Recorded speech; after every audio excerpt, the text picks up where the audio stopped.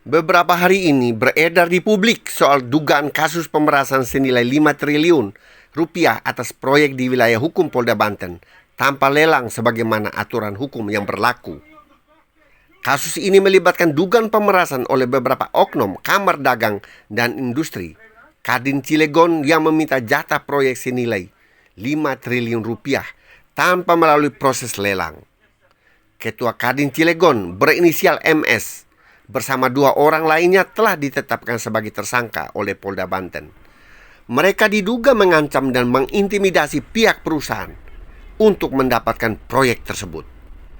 Dari perspektif hukum, tindakan ini dapat dikategorikan sebagai pemerasan dan penghasutan yang melanggar pasal 368 dan pasal 160 KUHP.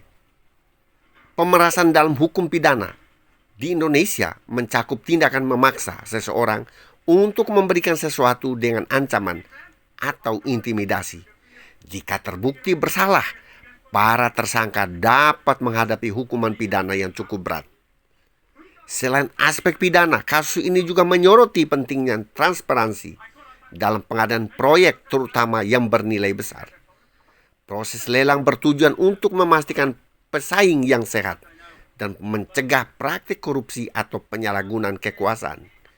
Jika proyek diberikan tanpa lelang, ada potensi pelanggaran terhadap regulasi pengadaan barang dan jasa yang diatur dalam peraturan presiden tentang pengadaan barang dan jasa pemerintah. Kasus ini juga berdampak pada iklim investasi di Cilegon dan Banten secara umum.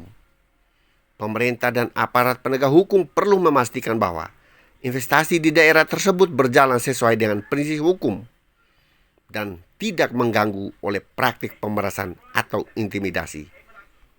Apakah praktik tersebut sejalan dengan program-program pemerintah Prabowo Gibran? Kita lihat saja gebrakannya. Salam keadilan, Advokat Darius Leka, SH, MH.